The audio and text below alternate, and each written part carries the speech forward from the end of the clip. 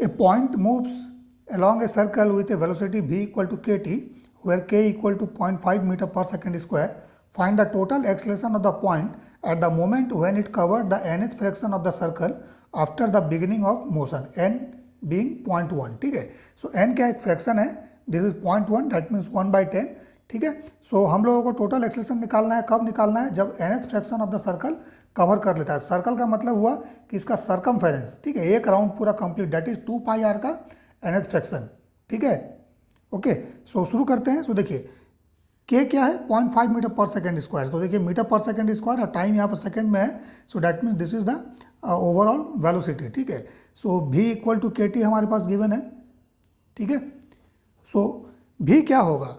v is ds by d T, rate of change of displacement, this is the velocity. ठीक है, सो ये मैं लिख देता हूँ. अब आते हैं थोड़ा सा हम लोग सर्कल के बारे में डिस्कशन कर लेते हैं कि एक्सेलेरेशन कैसे निकालते हैं. तो देखिए टेंजेंशियल वेलोसिटी अगर कांस्टेंट है, ठीक है ना, तो टेंजेंशियल एक्सेलेरेशन जब आप निकालते हो so d b by d t. So अगर ये कांस्टेंट होगा यूनिफॉर्म सर्कुलर मोशन में, ठीक है, सो उस केस में कांस्टेंट का डिफरेंशिएशन 0 हो जाता है. ठीक है, जिसके कारण कि हमारे पास सिर्फ और सिर्फ नॉर्मल एक्सेलेरेशन या रेडियल एक्सेलेरेशन या फिर सेंट्रीपिटल एक्सेलेरेशन आता है, जिसका वैल्यू हमारे पास v स्क्वायर बाई आर होता है, क्योंकि सेंट्रीपिटल फोर्स जो है that is mv square by r. ठीक है, सो नॉर्मल एक्सेलेरेशन सिर्फ आता है हमारे पास जब यूनिफॉर्म सर्कुलर मोशन होता है. लेकिन यहाँ पर यूनिफॉर्म सर्कुलर मोशन नहीं है, क्योंकि velocity is dependent on time. ठीक है, सो टाइम जैसे जैसे बढ़ेगा वेलोसिटी चेंज होगा. सो दैट मीन्स अगर यूनिफॉर्म सर्कुलर मोशन है सो सिर्फ और सिर्फ एक ही एक्सेलेरेशन होगा, दैट इज नॉर्मल, और टेंजेंशियल एक्सेलेरेशन 0 होगा. लेकिन अगर नॉन यूनिफॉर्म है सो उस केस में rate of change of velocity हम लोग निकालेंगे d v by d t, और ये क्या होता है? टेंजेंशियल एक्सेलेरेशन होता है. ठीक है, ए टी याद रखिएगा. और नॉर्मल एक्सेलेरेशन सेम उसी तरह से निकलेगा. कैसे निकलेगा? v square by r, but v यहाँ पर क्या होगा? टेंजेंशियल वेलोसिटी का स्क्वायर डिवाइड बाई आर. ठीक है ना, याद रखिए. ठीक है, सो ये तरीका है. सो टेंजेंशियल और नॉर्मल. ठीक है, सो अब आते हैं हम लोग इस पर. सो देखिए nth फ्रैक्शन कवर कर रहा है, सो डैट मीन्स हमें कहीं ना कहीं यहाँ पर डिस्प्लेसमेंट निकालना है. सो ds निकालिए सबसे पहले. सो ds निकालेंगे तो क्या हो जाएगा? के टी देन डी टी. ठीक है, इसको इंटीग्रेट करिए 0 से t और यहाँ पर 0 से s. तो ये s हमारे पास क्या आ जाएगा? के टी स्क्वायर बाई 2. ठीक है, s क्या आएगा? के टी स्क्वायर बाई 2. ओके, अच्छा, एक कंप्लीट राउंड में डिस्प्लेसमेंट कितना होगा? 2πr होगा. सो s का वैल्यू यहाँ पर कितना होगा? 2πr इंटू एन, क्योंकि nth फ्रैक्शन, कभी भी इसको डिवाइड मत कीजिएगा, क्योंकि ऑलरेडी यहाँ पे n का वैल्यू 0.1 है. ठीक है ना, 1/10, तो मल्टीप्लाई कीजिए. ठीक है, सो s कितना हो जाएगा? 2πr n is equal to k t square by 2. ठीक है, 2πr n equal to k t square by 2. यहाँ से टाइम का वैल्यू निकाल लो. ठीक है, सो टी स्क्वायर का वैल्यू कितना आएगा? 4πr n बाई के. ठीक है, 4πr n बाई के. ठीक है, सो अब हमें निकालना है टेंजेंशियल एक्सेलेरेशन. ठीक है, सो टेंजेंशियल एक्सेलेरेशन निकालिए a t. So a t का वैल्यू क्या होगा? D v by d t. ठीक है, डिफ्रेंशिएट कर देना है. सो के टी को डिफ्रेंशिएट करेंगे तो सिर्फ के आएगा. सो ये टेंजेंशियल हो गया हमारे पास. ठीक है, अब आते हैं हम लोग नॉर्मल एक्सेलेरेशन निकालने के लिए, या फिर रेडियल या फिर सेंट्रीपिटल एक्सेलेरेशन.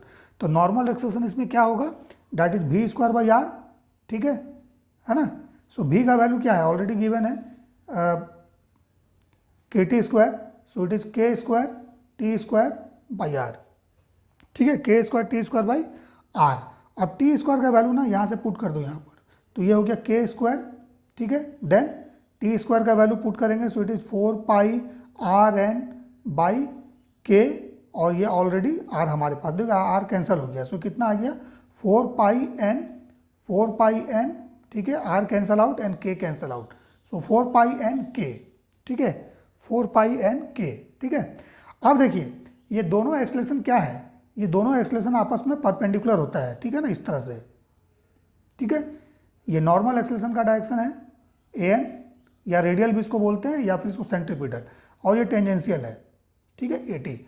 जब दोनों का रिजल्टेंट हम लोग निकालेंगे तो पैरेललोग्राम लॉ यूज करेंगे. ठीक है, सो क्या हो जाएगा? Root over a t square plus a n का स्क्वायर. ठीक है, सो टोटल एक्सेलेरेशन निकालते हैं, दैट इज द ए. ठीक है, सो ए का वैल्यू क्या होगा? Root over a n square plus a t का होल स्क्वायर. ठीक है, ये क्या हो गया हमारे पास, टोटल एक्सेलरेशन, ठीक है, टोटल एक्सेलरेशन, ठीक है ना। सो वैल्यू पुट कर देना है। सो वैल्यू पुट करेंगे जब हमारे पास, तो देखिए एन का वैल्यू कितना है 4 पाई, सो 4 पाई एन के होल स्क्वायर प्लस 80, सो 80 क्या होगा के का स्क्वायर, सो के यहाँ से बाहर ले लीजिए, ठीक है।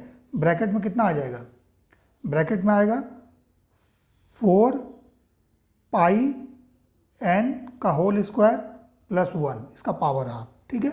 अब ये वैल्यू आपको यहाँ पुट कर देना है। सो के का वैल्यू 0.5 है, ठीक है।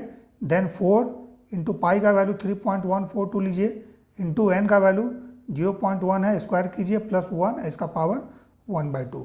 इसको कैलकुलेट कर लीजिएगा, ये वैल्यू आएगा आपका 0.8 मीटर पर सेकेंड स्क्वायर, 0.8 मीटर पर सेकेंड स्क्वायर, ठीक है। So non uniform circular motion में ये केस जो है ये नॉन यूनिफॉर्म सर्कुलर मोशन का है। इसमें टोटल एक्सेलरेशन निकालने का तरीका आई होप आप लोगों को समझ में आया होगा किस तरह से निकालना है, ठीक है।